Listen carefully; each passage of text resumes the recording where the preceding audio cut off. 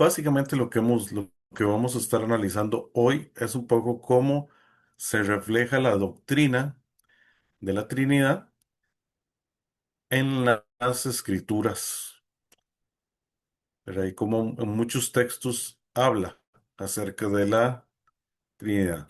Como creyentes, creemos en un Dios trino, un Dios en tres personas, y esas tres personas son Padre, Hijo y el Espíritu Santo.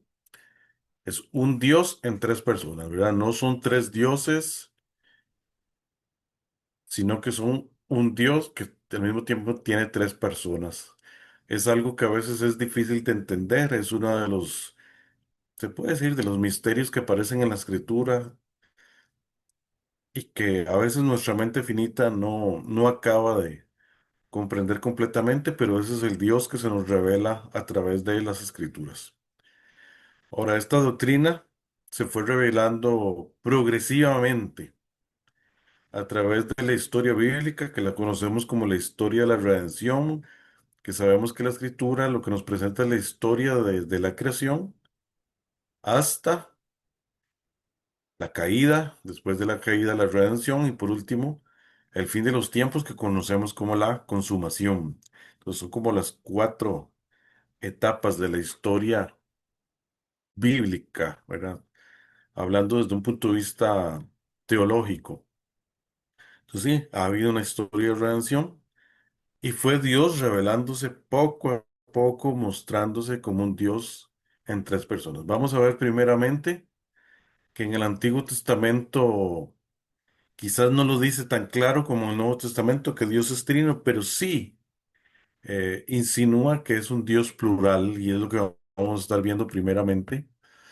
En primer lugar, vamos a estar viendo que en el Antiguo Testamento Dios usa nombres, pronombres y frases plurales cuando se refiere a Él. Y es lo primero que vamos a ver, y es que curiosamente el nombre que Dios usa muchas veces en el Antiguo Testamento, esa palabra que traducimos como Dios, la palabra en hebrea es Elohim o Elohim, que es el primer nombre que Dios utiliza en las Escrituras. Ahí donde dice, en el principio creó Dios los cielos y la tierra, la palabrita y que traduce en hebreo, o originalmente dice en hebreos Elohim. Entonces, los lingüistas están de acuerdo en que Elohim es plural, o sea, no es singular, es un nombre plural. La terminación im al final en el hebreo indica pluralidad. No puede que usted sea la primera vez que escuche esto, puede que muchas veces lo haya escuchado, pero cuando la Biblia en hebreo dice Dios, es la palabra es Elohim y es plural. Si fuera singular no sería Elohim, sería Elohá, con una al final. Esa es la terminación singular. Pero lo que dice ahí en el texto es, en el principio creó Elohim los cielos y la tierra. Es un nombre plural. Lo que es muy curioso, que la Biblia utiliza un nombre plural para Dios. Muchos lo han explicado diciendo que es un plural de majestad. Se le conoce esta figura, un plural majestático, pero realmente podemos decir, bueno, sí, hay una explicación y decir que es un plural majestático, ¿verdad? Que está implicando la realeza de Dios al hablar en plural. Puede referirse a una pluralidad de personas y nosotros que ya tenemos toda la revelación, creemos que desde el Antiguo Testamento Dios se nos estaba revelando como un Dios en tres personas. Bueno, era parte de lo que estaba ahora hablando. Ahora, escuche lo que dice Génesis 1:22. Dice, entonces dijo Dios, hagamos, y vea que lo puse en color rojo, hagamos al hombre a nuestra imagen y conforme a nuestra semejanza. Dice, hagamos nuestra imagen, nuestra semejanza. Todos son, bueno, un verbo plural, hagamos, y un pronombre plural. Y se está refiriendo a Dios, hablando a sí mismo como nuestra imagen, nuestra semejanza.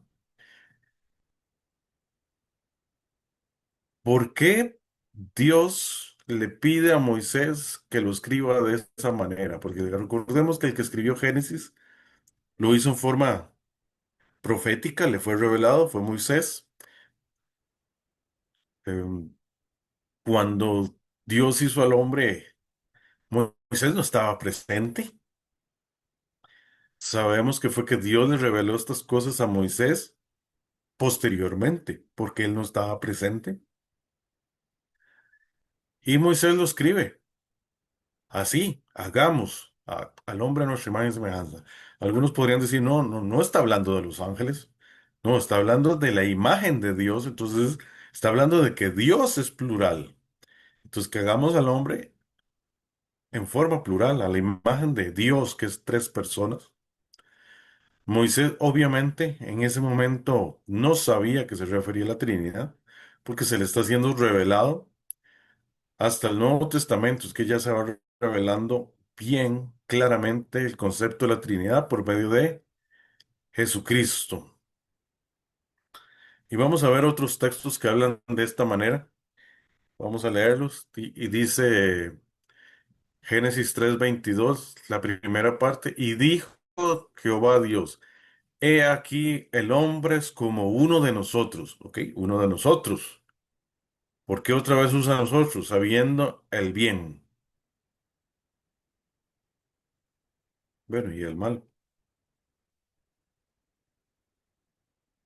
Luego, por otra parte, en Génesis 11, cuando habla de eh, la, la torre de Babel, dice, ahora pues, descendamos y confundamos ahí su lengua. Nuevamente, quiero que ponga atención, vea que los verbos que se están usando son plurales. Y Dios dice, descendamos. ¿Por qué descendamos? ¿Por qué no dice, ahora pues yo voy a descender y voy a confundir su lengua? No, no dice eso. Dice, descendamos y confundamos allí su lengua. ¿Quiénes? Dios en tres personas, Padre, Hijo y Espíritu Santo, que en ese momento no estaba plenamente revelado, pero que ya estaba prefigurando la Trinidad, tal y como se nos fue revelada posteriormente por medio de Jesucristo. Más textos que nos muestran esta pluralidad de los nombres de Dios en el Antiguo Testamento. Después oí la voz del Señor que decía, ¿a quién enviaré y a quién irá por nosotros? No dice, ¿quién irá por mí? Dice, ¿quién irá por nosotros? ¿Quién irá en el nombre del Padre, del Hijo y del Espíritu Santo?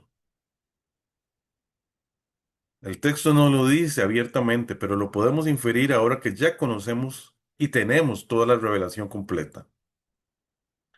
Otro texto en Isaías 9:6, porque un niño nos es nacido, hijo nos es dado, y el principado sobre su hombro. Sí, el niño nos es nacido, nos es dado, ¿a quién? A Dios. Podemos pensar que ese es su pueblo, pero realmente se está refiriendo a Dios. Eso por un lado, para que usted vea que ya desde el Antiguo Testamento se está prefigurando o anunciando la Trinidad. Por otra parte, se nos menciona en el Antiguo Testamento lo que muchas veces llaman teofanía, en otras ocasiones cristofanía, porque muchos creen que es la propia aparición de Cristo en el Antiguo Testamento antes de su encarnación. Hay aproximadamente como unos 12, 14 pasajes que habla de apariciones de Cristo en el Antiguo Testamento, muchas veces hablando del ángel de Jehová, otras veces simplemente se insinúa que el que estuvo ahí fue Dios mismo. Perdón. Entonces, hay varios pasajes, aquí solamente puse cuatro como ejemplo, aunque son muchos, son como unos 14 textos donde se puede ver estas cosas. Por ejemplo, se le aparece a Agar en Génesis 16 del 7 al 10. Dice que el ángel de Jehová se le apareció a Agar.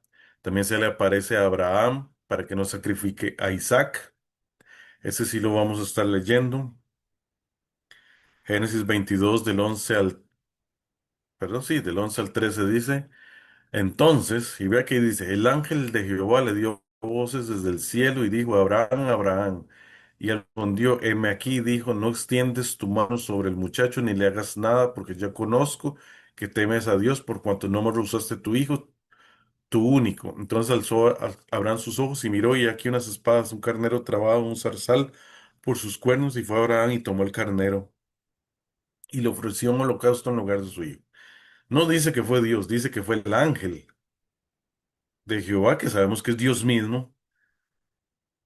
Cuando la escritura habla del ángel de Jehová, se está refiriendo a Dios mismo. Recordemos que la palabra ángel lo que significa es mensajero. También podríamos traducirlo así, como el mensajero de Jehová. Le dio voces del cielo, que es el mismo Hijo, porque sabemos que aunque ellos en el Antiguo Testamento no entendían que Dios es trino, Dios es trino. Regresando, también, por ejemplo, cuando Dios lucha, bueno, cuando lucha contra Jacob, en Génesis 32, 24, 30, vamos a leer ese pasaje también. Dice así, así se quedó Jacob solo y luchó con él un varón hasta que rayaba el alba. Y cuando el varón vio que no podía con él, tocó en el sitio del encaje de su muslo y se descoyuntó el muslo de Jacob mientras con él luchaba. Y dijo, déjame porque raya el alba. Y Jacob le respondió, no te dejaré si no me bendices. Y el varón le dijo, ¿cuál es tu nombre? Y él respondió, Jacob. Y el varón le dijo, no se dirá más tu nombre Jacob, sino Israel, porque has luchado con Dios y con los hombres y has vencido. Entonces Jacob le preguntó y dijo, declárame ahora tu nombre. Y el varón respondió, ¿por qué me preguntas por mi nombre? Y lo bendijo allí. Y llamó Jacob el nombre de aquel lugar Peniel, porque dijo, vi a Dios cara a cara y fue librada mi alma. Vea lo que le dijo el varón. No nos dice el texto quién es el varón, pero él le dice, has luchado con Dios. Fue con Dios que luchó. Pues por eso creemos que es una teofanía o una cristofanía, ¿verdad? Que es el mismo Dios Hijo tomando forma antes de su encarnación, simplemente siendo en forma milagrosa en el Antiguo Testamento. Tanto que Jacob dice, vi a Dios cara a cara, porque Dios puede hacerlo, Dios es un Dios de milagros y puede operar de forma maravillosa. Hay muchísimos otros, también cuando se le aparece Moisés en la zarza, dice que fue el ángel de Jehová que le habló.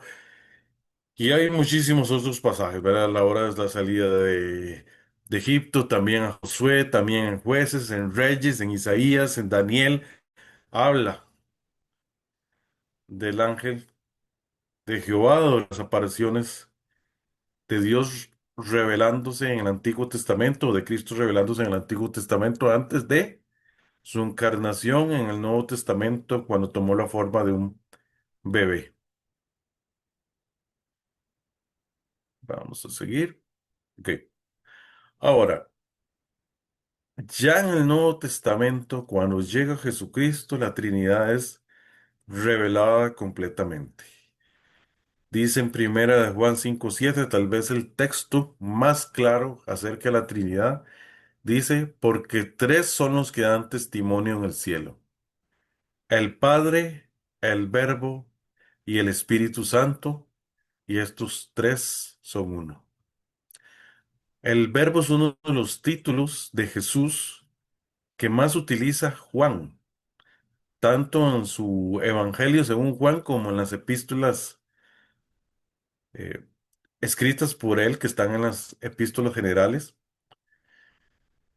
Él utiliza como título el verbo.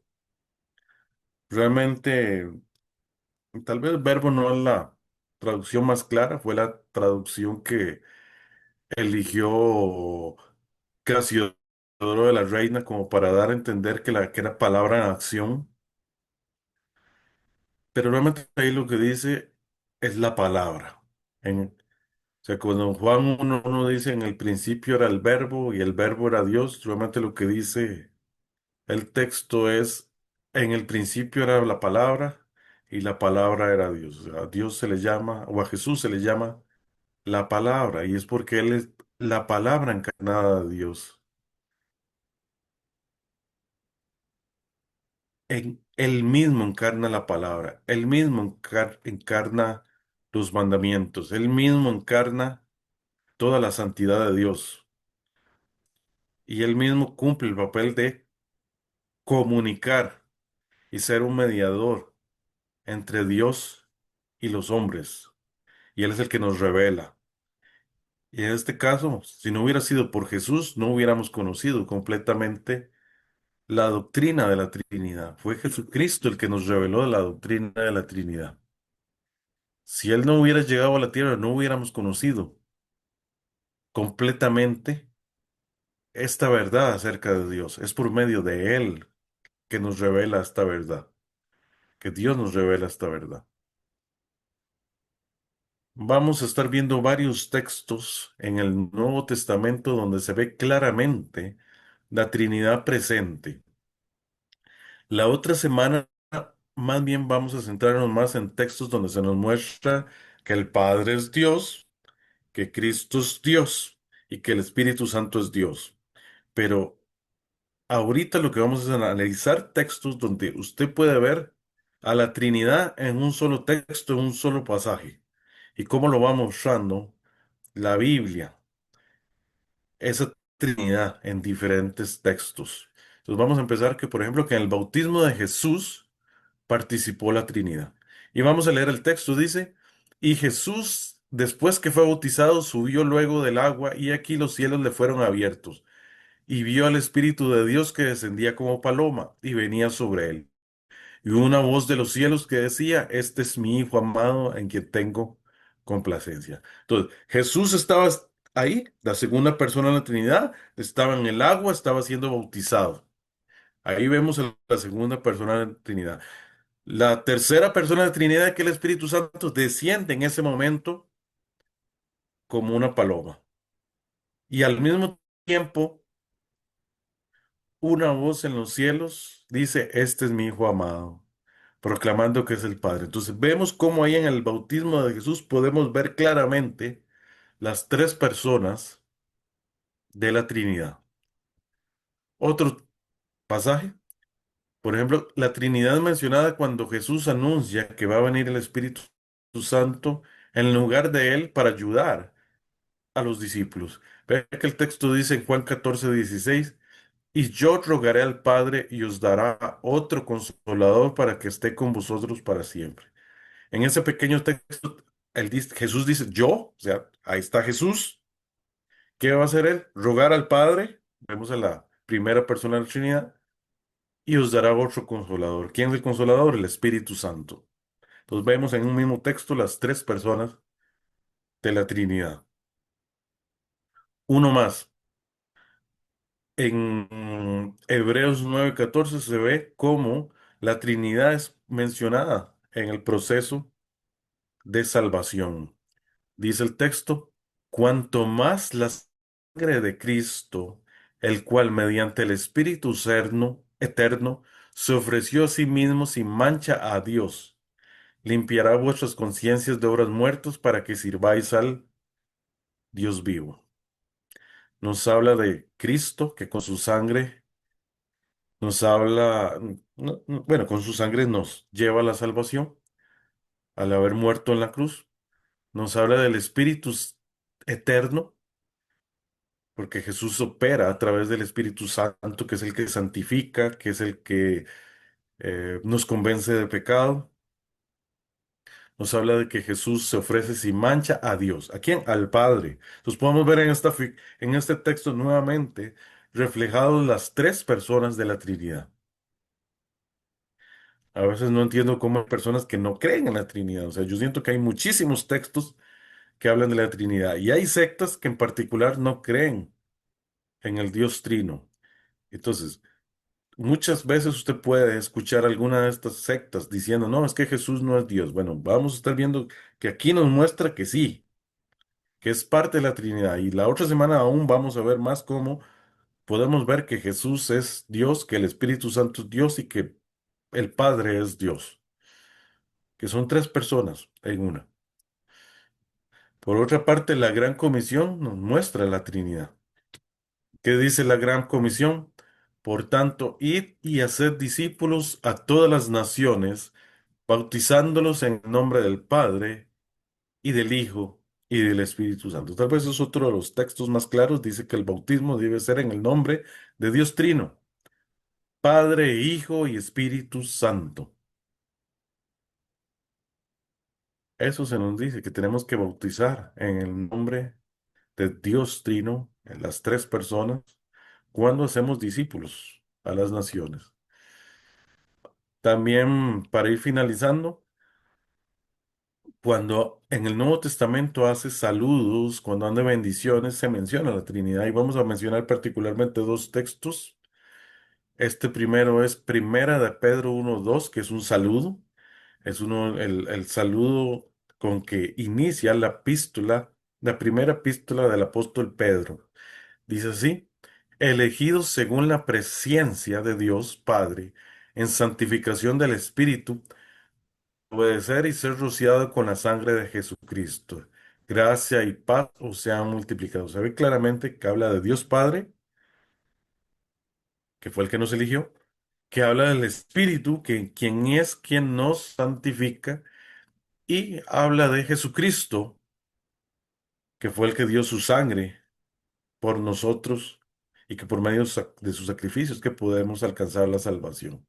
Entonces se ve claramente en este texto cuando habla de que Dios Padre es quien nos eligió, el Espíritu nos santificó y Jesucristo es quien dio su vida por nosotros. Y se ve claro en este saludo con el cual inicia Pedro su primera epístola. Uno más para ir terminando. Esta es una bendición que está al final de Segunda de Corintios. Una bendición que da Pablo en su segunda epístola a los Corintios para finalizar la epístola y bendecir a sus hermanos en Corintio. Dice así, la gracia del Señor Jesucristo, el amor de Dios y la comunión del Espíritu Santo sean con todos vosotros. Amén. Entonces, nuevamente, usted puede ver un solo texto en esta bendición que da al final, que se menciona el Señor Jesús con su gracia, ese favor inmerecido que nos dio, el amor que nos mostró Dios Padre al enviar a su único Hijo y el Espíritu Santo, quien es el que nos permite tener comunión con Dios y nos desea eso. Bueno, le desea eso a los creyentes en Corintios y por tanto nos lo desea también para nosotros, porque sabemos que también toda la palabra fue escrita para todos los discípulos, para toda la Iglesia universal, de todas las épocas y de todos los lugares del mundo, que entre esos estamos nosotros, que somos creyentes y que tenemos el privilegio de ser hijos de Dios. Para ir cerrando, número uno, la doctrina de la Trinidad sí está claramente a través de toda la Escritura. No podemos de ninguna manera negar que Dios es trino. Está ahí, está claro, en muchísimos pasajes. Está claro que Dios es trino, que es Dios en tres personas, y que al mismo tiempo es un Dios único, pero que está en tres personas.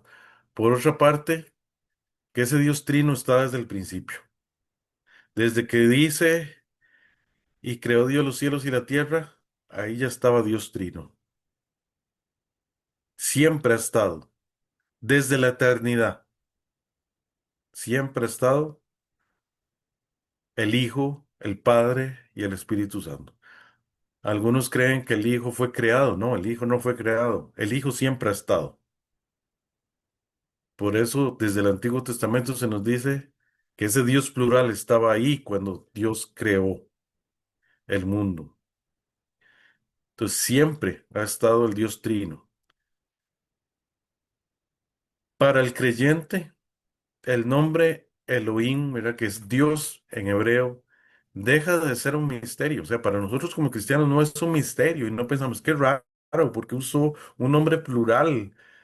Como tal vez muchas veces los judíos discuten y les tratan de dar explicaciones de por qué el Antiguo Testamento usó un nombre plural para decir Dios. Deja de ser un misterio. Ya no es un misterio para nosotros. Es una verdad revelada. Algo que Dios reveló a través de Jesucristo y que en su soberana gracia nos permitió que llegara hasta nosotros, porque así lo quiso Él, porque Él quería revelarse a nosotros a través de la palabra de Dios, a través de las Sagradas Escrituras y a través de Cristo, que llegó a mostrarnos toda la verdad que necesitamos saber para alcanzar la salvación. Gloria a Dios por eso, gloria a Dios porque Él se nos revela en la Escritura y gloria a Dios que gracias a la Escritura podemos conocer al Dios verdadero y adorar al Dios verdadero. Como dice la doxología, a Dios el Padre Celestial, al Hijo nuestro Redentor y al Espíritu Santo, Consolador, sea la gloria. Amén. Que el Señor me los bendiga.